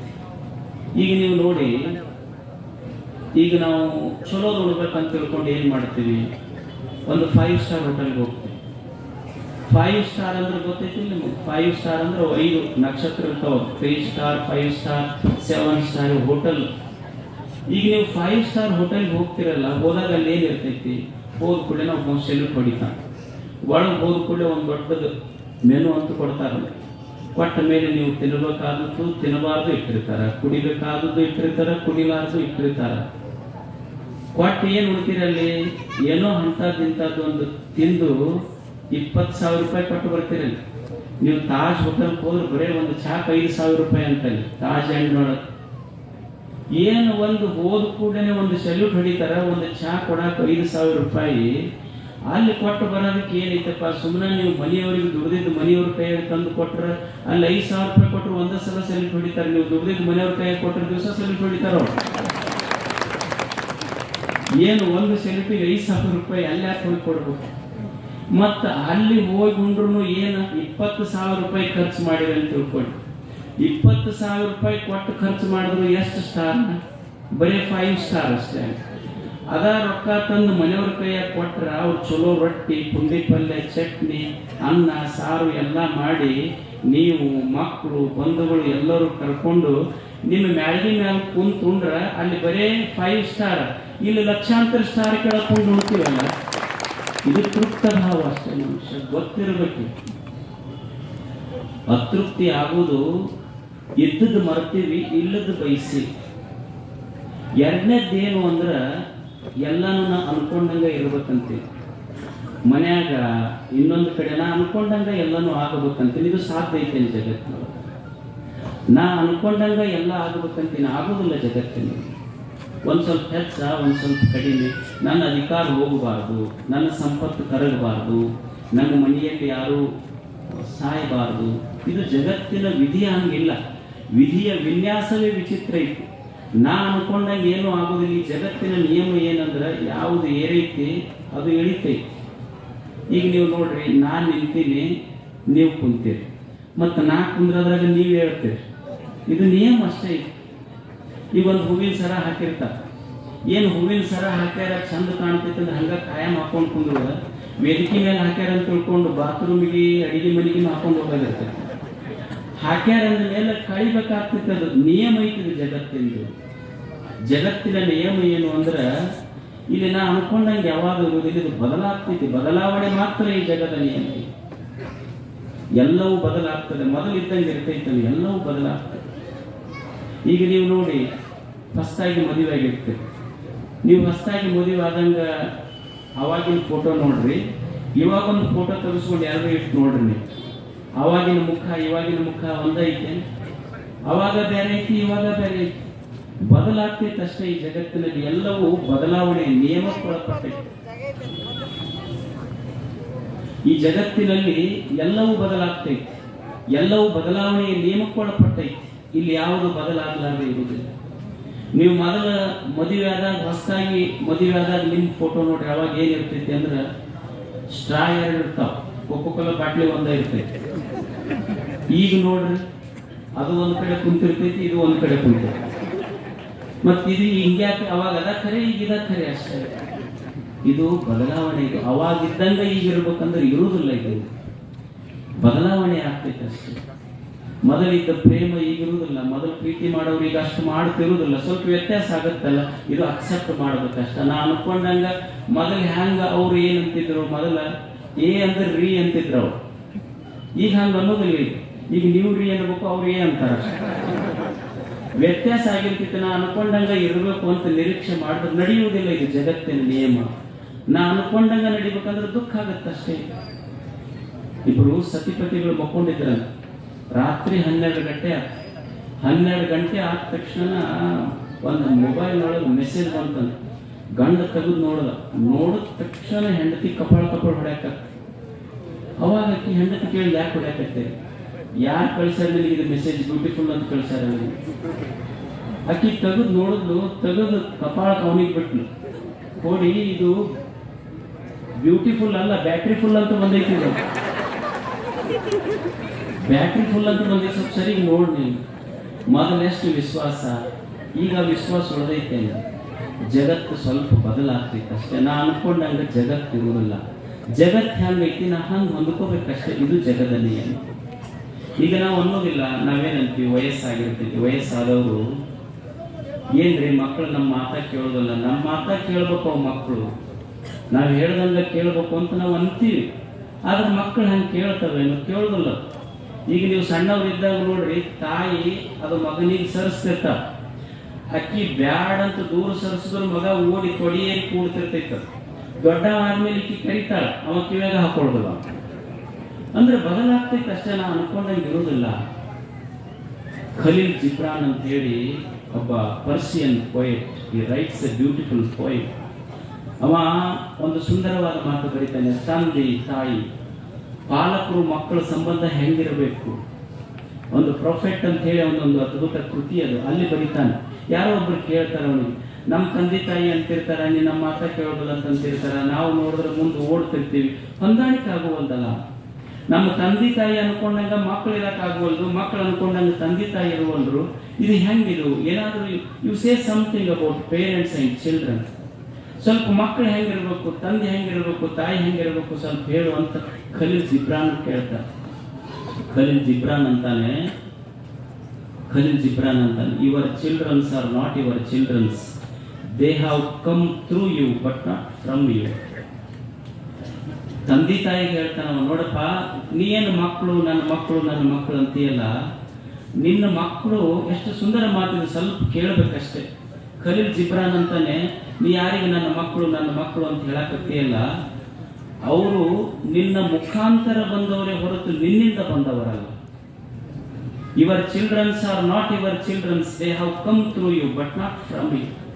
ನಿನ್ನ ಮಕ್ಕಳು ನಿನ್ನ ಮುಖಾಂತರ ಬಂದವರೇ ಹೊರತು ನಿನ್ನಿಂದ ಬಂದವರಲ್ಲ. ಈಗೊಂದು ಕೊಳಲಿರ್ತದೆ, ಕೊಳಲಿನ ಧ್ವನಿ ಕೊಳಲಿನಿಂದ ಬಂದಿದ್ದಲ್ಲ. ಒಬ್ಬ ಪಾರ್ಸವ್ ಬೇರೆ ಅದನ್ನ ಕೊಳಲಿನ ಮುಖಾಂತರ ಧ್ವನಿ ಬಂದಿದೆ ಅಷ್ಟೇ. ಹಾಗೆ ನಿನ್ನ ಮಕ್ಕಳು ಈ ಜಗತ್ತಿಗೆ ಬರಬೇಕಾದ್ರೆ ನೀನೊಂದು ಮಾಧ್ಯಮ ಅಷ್ಟೇ, ನಿನ್ನ ಮುಖಾಂತರ ಮಕ್ಕಳು ಬಂದ. Your childrens are not your children, ನಿನ್ನ ಮುಖಾಂತರ ಬಂದರೆ ಹೊರತು ನಿನ್ನಿಂದ ಬಂದವರಲ್ಲ. ಮತ್ತು ತಂದೆ ಮಕ್ಕಳು ಹೆಂಗಿರ್ಬೇಕು ಅಂತ ಅವನು ಹೇಳ್ತಾನೆ. ಎಷ್ಟು ಚಲೋ ಮಾತೊಂದು ಉದಾಹರಣೆ ಕೊಡ್ತಾನೆ. ಈಗ ಒಬ್ಬ ಬಿಲ್ಲುಗಾರ ಇರ್ತಾನೆ. ಒಬ್ಬ ಬಿಲ್ಲುಗಾರ, ಒಂದು ಬಾಣವೂ ಇರ್ತದೆ, ಒಂದು ಬಿಲ್ಲು ಇರ್ತದೆ. ಬಿಲ್ಲುಗಾರ ಬಾಣ ಹೋಗ್ಬೇಕಾತಂದ್ರೆ ಬಿಲ್ಲು ಸ್ವಲ್ಪ ಮಣಸ್ಬೇಕಾಗ್ತೈತಿ. ಬಿಲ್ಲು ಎಷ್ಟೆಷ್ಟು ಮಡಿತೈತಿ ಅಷ್ಟಷ್ಟು ಬಾಣ ಮುಂದೆ ಹೋಗ್ತೈತಿ. ಹಂಗ ಅವ ಉದಾಹರಣೆ ಕೊಡ್ತಾ, ಬಿಲ್ಲುಗಾರ ಅನ್ನುವಂಥವ್ರು ಒಬ್ಬ ದೇವರು ಇದ್ದಂಗೆ. ದೇವರು ಒಬ್ಬ ಬಿಲ್ಲುಗಾರ. ಬಿಲ್ಲು ಏನಿದೆಯಲ್ಲ, ತಂದೆ ತಾಯಿ ಅನ್ನೋರು ಬಿಲ್ ಇದ್ದಂಗೆ, ಮಕ್ಕಳದಾರಲ್ಲ ಅವರು ಬಾಣ ಇದ್ದಂಗೆ. ದೇ ಡ್ವೆಲ್ ಇನ್ ಟುಮಾರೋ, ಮಕ್ಕಳು ಬಾಣ ಇದ್ದಂಗ, ಅವರು ನಾಳೆಗಾಗಿ ಬದುಕ್ತಿರ್ತಾರ. ಮಕ್ಕಳು ಬಾಣ ಮುಂದೆ ಹೋಗ್ಬೇಕಂದ್ರೆ ಬಿಲ್ಲು ಬಾಗಬೇಕು, ಬಾಣ ಬಾಗೋದಿಲ್ಲ. ಅದಕ್ಕೆ ಮಕ್ಕಳು ಮುಂದೆ ಹೋಗಿ ಬೆಳಿಬೇಕಂದ್ರೆ ಸ್ವಲ್ಪ ತಂದೆ ತಾಯಿನ ಬಾಗಬೇಕು, ಅಂದ್ರೆ ಬಾಣ ಮುಂದೆ ಹೋಗ್ತಾವ ಅಂತವ ಅಂತಾನ. ಅವ್ರು ಹಿರಿಯರು ಬಡಿದಿಲ್ಲ, ಹುಡುಗರು ಅಷ್ಟ ಬಡಿತಿರ್ತಾರ. ಅಂದ್ರೆ ಭಗವಂತನಿಗೆ ಬಿಲ್ಲಿನ ಮೇಲೆ ಬಹಳ, ಬಾಣದ ಮೇಲೆ ಪ್ರೀತಿ, ಬಿಲ್ಲಿನ ಮೇಲೆ ಕಡಿಮೆ ಅಂತಿಲ್ಲ. ಹೊಂದಾಣಿಕೆ ಅಷ್ಟೇ. ಮಕ್ಕಳು ನಾಳೆಯಲ್ಲಿ ಬದುಕ್ತಾರೆ.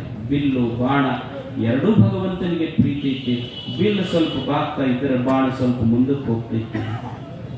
ಅಂದ್ರೆ ನಾ ಅನ್ಕೊಂಡಂಗೆ ಇರೋದಿಲ್ಲ ಅಂತ ಸ್ವಲ್ಪ ಕಲಿಯೋದು, ಒಂದ್ ಸ್ವಲ್ಪ ಮಕ್ಕಳಿಗೆ ಹೊಂದ್ಕೊಳ್ಳೋದು, ತಂದೆ ತಾಯಿಗೆ ಹೊಂದ್ಕೊಳ್ಳೋದು, ತಂದೆ ಮಕ್ಕಳಿಗೆ ಹೊಂದ್ಕೊಳ್ಳೋದು, ಇದು ಜೀವನ ಅಷ್ಟೇ. ಇದು ಕಲಿಯುವುದು ಅಷ್ಟೇ. ನಾವು ಅಂತಿರ್ತೀವಿ, ನನಗೆ ಯಾರು ಏನು ಅನ್ನಬಾರ್ದು ಅಂತೀವಿ, ನನಗೆ ಯಾರು ಏನು ಅನ್ನಬಾರ್ದು ಅಂತೀವಿ. ಇದು ಸಾಧ್ಯತೆ ಹೇಳಿ ಜಗತ್ತಿನೊಳಗೆ. ನನಗೆ ಯಾರು ಅಲ್ಲ, ಅವ್ರು ನನಗೆ ಏನ್ರ ಅಂದ್ರೆ ಮನಸ್ಸಿಗೆ ನೋವಾಗ್ತೈತಿ. ನನಗೆ ಒಟ್ಟು ಯಾರು ಅನ್ನಬಾರ್ದು, ಯಾರ ಕಡೆ ನಾನು ಅನಿಸ್ಕೊಳ್ಳಾರ್ದಂಗೆ ಇರಕ್ಕೈತೇನೆ ಜಗತ್ತಿನೊಳಗೆ. ಅವ್ರು ಅನ್ನೋರು ಅಂತಿರ್ತಾರೆ. ಅನ್ನೋರು ಅಂದ್ರೆ ನೀವು ತಲೆಗಡೆ ಯಾಕೆ ಹಾಕೋಬೇಕು ಅದನ್ನ ಹೇಳಿ. ಈಗ ನೀವು ನೋಡಿ, ಮಂದಿ ಅಂದಿದ್ದು ಆಡಿದ್ದೆಲ್ಲ ಕೆಟ್ಟ ತಲೆಯಾಗ ತಗೊಂಡ್ರೆ ಜೀವನ ನಡೀತೈತೆ ಹಂಗ. ಈಗ ನೀವು ಮನ್ಯಾಗ ನಿನ್ನೆ ಮಾಡಿದ ಅಡಿಗೆ ತಂದಿಟ್ರು ಅಂತ ತಿಳ್ಕೊಡ್ರಿ. ಅವಾಗ ಏನಂತೀರಿ ನೀವು? ಗೊತ್ತಾಗೋದಿಲ್ಲ. ನಿನ್ನೆ ಮಾಡಿದ ಅಡಿಗೆ ಇದು, ನಿನ್ನೆ ಮಾಡಿದ ಅಡಿಗೆ ಇವತ್ತು ಉಂಡ್ರ ಹೊಟ್ಟೆ ಕೆಡತೈತಿ ಅಂದ್ರೆ ಇದು ಹಳಸಿದ್ದಿದು.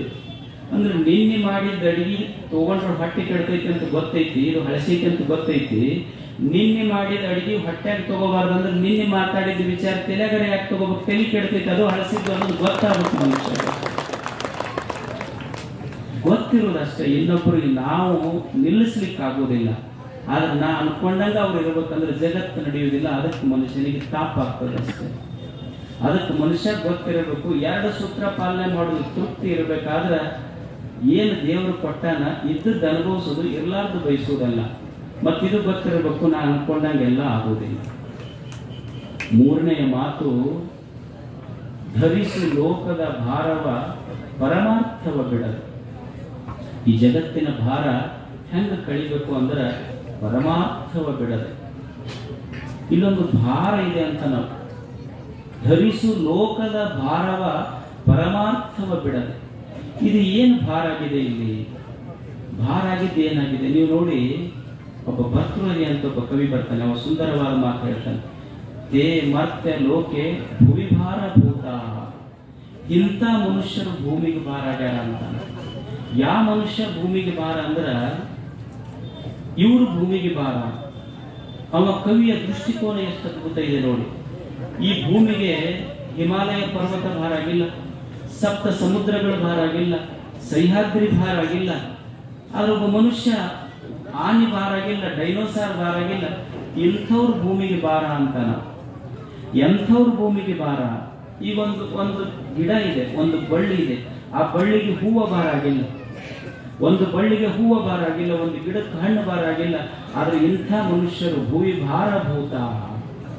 ಎಂಥ ಮನುಷ್ಯ ಈ ಭೂಮಿಗೆ ಭಾರ ಆಗ್ತಾನಂದ್ರ, ಎಂಥ ಮನುಷ್ಯ ಈ ಭೂಮಿಗೆ ಭಾರ ಆಗ್ತಾನಂದ್ರೆ, ಯಾವ ಮನುಷ್ಯ ಈ ವಿಶ್ವದಿಂದ ಎಲ್ಲವನ್ನು ಪಡ್ಕೊಂಡು ತಾನು ಹೋಗುವಾಗ ಏನೂ ಕೊಡ್ಲಾರ್ದಂಗೆ ಹೋಗ್ತಾನಲ್ಲ, ಅವ ಈ ಭೂಮಿಗೆ ಭಾರ ಆಗ್ತಾನ ಅಷ್ಟೇ. ಈ ವಿಶ್ವದಿಂದ ಎಲ್ಲವನ್ನು ಪಡ್ಕೊಂಡು ತಾನು ಏನೂ ಕೊಡ್ಲಾರ್ದಂಗೆ ಹೋಗ್ತಾನಲ್ಲ, ಅವ ಭೂಮಿ ಭಾರಭೂತ. ಅದಕ್ಕೆ ಮನುಷ್ಯ ಈ ಸತ್ಯವನ್ನು ತಿಳಿಯುವುದು, ಈ ಭೂಮಿಗೆ ಭಾರ ಆಗಬಾರ್ದಂದ್ರೆ ಪರಮಾರ್ಥವ ಬಿಡದೆ. ಪರಮಾರ್ಥ ಅಂದ್ರೆ ದೇವ ಅಷ್ಟೇ, ಭಗವಂತನಿಗೆ ಪರಮಾರ್ಥ ಅಂತ. ಭಗ ಅಂದ್ರೆ ಸಂಪತ್ತು. ಅಂಥವನ್ನ ತಲೆಯೊಳಗೆ ಇಟ್ಟುಕೊಳ್ಳೋದು, ಹೃದಯದೊಳಗೆ ಇಟ್ಟುಕೊಳ್ಳೋದು. ದೇವ ಇದೆಲ್ಲವೂ ನಿನ್ನ ಕರುಣೆ, ಈ ಬದುಕು ಅನ್ನುವ ಭಾವ ಮನಸ್ಸಿನೊಳಗೆ ಇಟ್ಟುಕೊಂಡು ಬದುಕಬೇಕು. ಇವು 3 ಸೂತ್ರಗಳು. ಒಂದು ಸದಾ ಕೆಲಸ ಮಾಡೋದು, ಎರಡನೇದು ಸದಾ ತೃಪ್ತ ಭಾವದಲ್ಲಿರುವುದು, ಮೂರನೇದು ಏನ ಕೆಲಸ ಮಾಡಲಿ ಭಗವಂತನೇ ನೀ ಬೆಳಕಾಗಿ ನನ್ನನ್ನು ಮುನ್ನಡೆಸಪ್ಪ ಅನ್ನುವ ಭಾವ ಇರಬೇಕು. ಕೊನೆದು ಏನು ಅಂದ್ರೆ ಅವ ಕೊನೆ ಮಾತು ಹೇಳ್ತಾನೆ, ಬಿಡು ಕೊನೆ ಮಾತು ಹೇಳ್ತಾನ, ಹೊರಡು ಕರೆ ಬರಲ್ ಅಳದೆ ಮಂಕುತಿಮ್ಮ. ಹೊರಡು ಕರೆ ಬರಲ್ ಅಳದೆ ಮಂಕುತಿಮ್ಮ. 3 ಮಾತು ಹೇಳ್ತಾನ, ಹೊರಡು ಕರೆ ಬರಲ್ ಅಳದೆ ಮಂಕುತಿಮ್ಮ. ಹೊರಡುವುದು ಪಕ್ಕ ಐತಿ, ಕರೆ ಬರುವುದು ಪಕ್ಕ ಐತಿ. ಹೌದಾ? ಹೊರಡುವುದು ಗ್ಯಾರಂಟಿ ಐತಿ, ಕರೆ ಬರುವುದು ಗ್ಯಾರಂಟಿ ಐತಿ ಅಂದ್ಮೇಲೆ ಅಳೋದು ಯಾಕಪ್ಪ ಅಂತ. ಹೊರಡು ಕರೆ ಬರಲ್ ಅಳದೆ ಮಂಕುತಿಮ್ಮ. ಈಗ ಶಾಲೆಗೆ ಹೋಗ್ತಿರ್ತಾರೆ ಹುಡುಗರು, ಯಾರು ಅಳ್ಕೊಂತ ಹೋಗ್ತಾರಂದ್ರೆ ಯಾರು ಹೋಮ್ವರ್ಕ್ ಸರಿಗೆ ಮಾಡೋದಿಲ್ಲ ಅವ್ರು ಅಳ್ತಾರೆ. ಹೋಮ್ವರ್ಕ್ ಸರಿಗೆ ಮಾಡೋದು ಯಾರು ಅಳೋದು.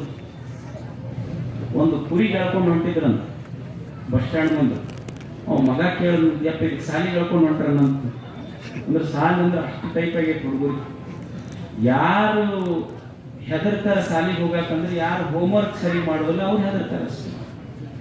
ಹೋಮ್ವರ್ಕ್ ಸರಿಗೆ ಮಾಡಿದ್ರೆ ಹೆದರುವ ಪ್ರಶ್ನೆನೇ ಇಲ್ಲಲ್ಲ. ಹೊರಡು ಕರೆ ಬರಲ್ ಅಳದೆ ಮಂಕುತಿಮ್ಮ.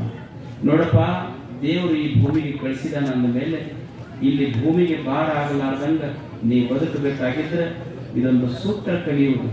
ಅಳ್ಕೋಂತ ಹೋಗಬೇಡ, ನಕ್ಕೋಂತ ಈ ಜಗತ್ತನ್ನು ಬಿಟ್ಟು ಹೋಗುವುದು. ಈ ಭೂಮಿಗೆ ಭಾರ ಆಗಬಾರ್ದು ಅಂದ್ರೆ ಇದೊಂದು ಜಗತ್ತು, ಇದೊಂದು ಪ್ರತಿಧ್ವನಿ ಇದ್ದಂಗಿದು ಅಷ್ಟೇ. ಎಲ್ಲರೂ ಹೋಗಬೇಕಲ್ಲ, ಯಾರೂ ಇರ್ಲಿಕ್ಕೆ ಬಂದಿಲ್ಲ. ರಾಜನು ಹೋಗ್ಬೇಕು, ರಂಗನು ಹೋಗ್ಬೇಕು, death can stump you anywhere any time at any moment. ಸಾವು ಅನ್ನೋದು ಯಾವಾಗಾದ್ರೂ ಮುಟ್ಟಿ ಔಟ್ ಮಾಡಬಹುದು. ನಮ್ಮ ಯಾರೂ ಖಾಯಂ ಇರಕ್ಕೆ ಬಂದವರಲ್ಲ, ಎಲ್ಲರೂ ಹೋಗ್ಲಿಕ್ಕೆ ಬಂದವರಲ್ಲ. ಯಾರಾದ್ರೂ ಇದ್ದವರಲ್ಲ, ಏನು ಪ್ರಯತ್ನ ಮಾಡಿದ್ರು ಇರ್ಲಿಕ್ಕೆ ಆಗುದಿಲ್ಲ ಈ ಭೂಮಿ ಮೇಲೆ. ನಾವೆಲ್ಲರೂ ಹೋಗಬೇಕಾಗ್ತಿತ್ತು ಒಂದು ದಿವಸ. We are all travellers, we have to vacate this planet earth. ನಾವೆಲ್ಲರೂ ಹೋಗಬೇಕು, ಯಾರೂ ಖಾಯಂ ಇರಕ್ಕೆ ಬಂದಿಲ್ಲ ಇಲ್ಲಿ. ಹೊರಡು ಕರೆ ಬರಲು. ಒಬ್ಬನಿಗೆ ಒಂದು ಸಾವು ಬಂತಂತವನು. ಸಾವು ಬಂದ ಮೇಲೆ ಯಮ ಬಂದಂತ.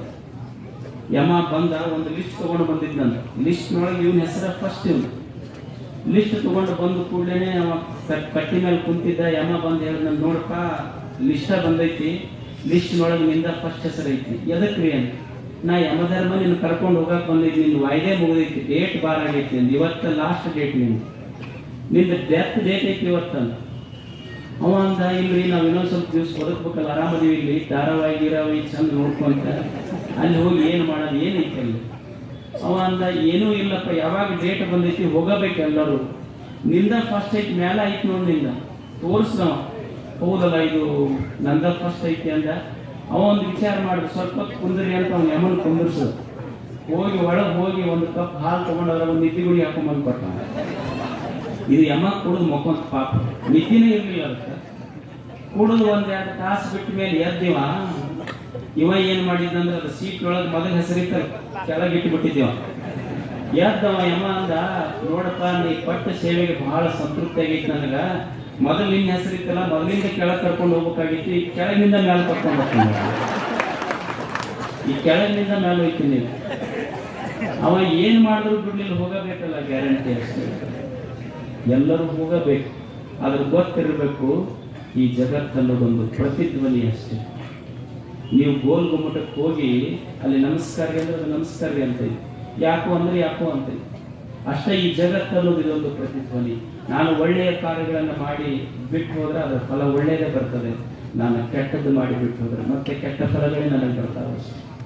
ಒಳ್ಳೆಯದು ಮಾಡಿ ಹೋಗಬೇಕು ಮನುಷ್ಯ. ಒಬ್ಬ ಮನುಷ್ಯ ಹಾದಿಯಲ್ಲಿ ಹೋಗ್ತಾ ಇದ್ದ, ಹೋಗುವಾಗ ಅಲ್ಲೊಂದು ಯಾರೋ ಒಬ್ಬರದು ಮಾಲಕರು ಮಾವಿನ ತೋಪ ಇತ್ತು. ಅಂದ್ರೆ ಯಾವ ಮನುಷ್ಯ ಏನ್ ಕೆಲಸ ಮಾಡ್ತಾನ, ನಾವು ಒಳ್ಳೆಯದು ಮಾಡಿದ್ರೆ ಫಲ ಒಳ್ಳೆಯದು, ಯಾರು ಕೆಟ್ಟದ್ದು ಮಾಡ್ತೀವಿ ಫಲ ಅವರಿಗೆ ದಕ್ಕದಷ್ಟೇ. ಹಾದಿಯಲ್ಲಿ ಹೋಗುವಾಗ ಮಾವಿನ ತೋಟ ಇತ್ತಲ್ಲ, ಮಾವಿನ ತೋಟಕ್ಕೆ ಹೋದ. ಮಾವಿನ ತೋಟ ನೋಡ್ದ, ಚಲೋ ಮಾವಿನ ಹಣ್ಣು ಬಿಟ್ಟಿತ್ತು, ಯಾರೂ ಇರಲಿಲ್ಲ. ನೋಡ್ದ ಮಾವಿನ ಹಣ್ಣ, ನೋಡಿದ್ದು ಕಣ್ಣ. ಮಾವಿನ ಗಿಡದ ಹತ್ತಿರ ನಡೆದಿದ್ದು ಕಾಲು, ನೋಡಿದ್ದು ಕಣ್ಣ. ನೋಡಿದ್ದು ಕಣ್ಣಿನ ಹೋಗೈತೆ, ನನಗೆ ಹೋಗ್ಲಿಕ್ಕಾಗಿಲ್ಲ. ಕಣ್ಣು ನೋಡೈತಿ, ಕಾಲು ನಡೀತಿ. ಕಾಲು ನಡೀತ, ಹರಿದಿದ್ದು ಕೈ, ಕಾಲಿನ ಹರಿಲಿಕ್ಕಾಗಲಿಲ್ಲ. ಅದು ಕೈ ಹರಿದಿದ್ದು. ತಿಂದಿದ್ದು ಕೈ ಅಲ್ಲ, ತಿಂದಿದ್ದು ನಾಲಿಗೆ, ರುಚಿಸಿದ್ದು ನಾಲಿಗೆ.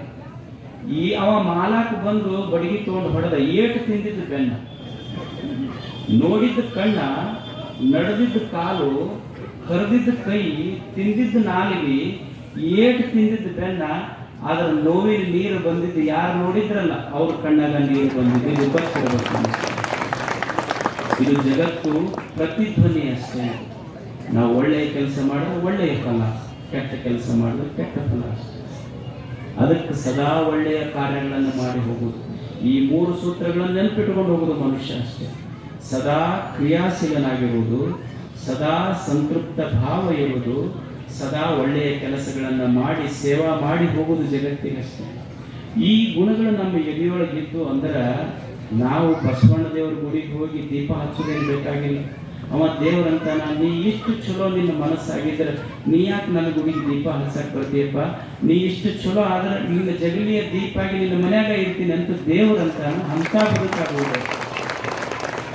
ನಮ್ಮ ದುರ್ಗುಣಗಳು ಹೋಗಿ ಸದ್ಗುಣಗಳು ಬೆಳೆದು ಅಂದ್ರೆ, ಈಗ ನೀವು ನೋಡಿ, ಇದು ವರ್ಷಕ್ಕೊಮ್ಮೆ ಹಚ್ಚುವ ಕಾರ್ತಿಕ್. ಈಗೇನು ಮಾಡಿರಲ್ಲ, ಇದು ವರ್ಷಕ್ಕೊಮ್ಮೆ ಹಚ್ಚುವ ಕಾರ್ತಿಕ್. ನಮ್ಮಲ್ಲಿ ಸದ್ಗುಣಗಳ ಬೆಳಕು, ಸೇವೆಯ ಬೆಳಕು, ಕಾಯಕದ ಬೆಳಕು, ದಾಸೋಹದ ಬೆಳಕು ನಮ್ಮ ಎದೆಯೊಳಗಿತ್ತು ಅಂದ್ರೆ ಅದು ನಿತ್ಯ ಕಾರ್ತಿಕೋತ್ಸವ ಅಷ್ಟೇ. ನಮ್ಮ ಬದುಕು ನಿತ್ಯ ಕಾರ್ತಿಕೋತ್ಸವದ ಕಡೆಗೆ ಪ್ರಯಾಣ ಆಗಬೇಕಷ್ಟೇ. ತಮಸಃ ಮಾಂ ಜ್ಯೋತಿರ್ಗಮಯ. ಅದಕ್ಕೆ ಋಷಿ ಬೇಡಿದ್ದು, ಬಯಸಿದ್ದು, ಕತ್ತಲೆಯಿಂದ ನನ್ನ ಬದುಕು ಬೆಳಕಿನ ಕಡೆ ಪಯಣವಾಗಲಿ ಅನ್ನುವಂಥದ್ದು ಇದು ಋಷಿಯ ಪ್ರಾರ್ಥನೆ ಅನ್ನುವ ಮಾತು ಹೇಳಿ ಈ ಕಾರ್ಯಕ್ರಮಕ್ಕೆ ಸಹೃದಯರು, ಕ್ರಿಯಾಶೀಲರು, ಅತ್ಯಂತ ಪವಿತ್ರ ಹೃದಯದ ಪರಮ ಪೂಜ್ಯರು ಅವರ ಸಾನ್ನಿಧ್ಯದಲ್ಲಿ ಈ ಕಾರ್ಯಕ್ರಮ ತಮಗೆಲ್ಲ ಒಳ್ಳೆಯದಾಗಲಿ ಅಂತ ಹಾರೈಸಿ ನಮ್ಮ ಮಾತುಗಳನ್ನು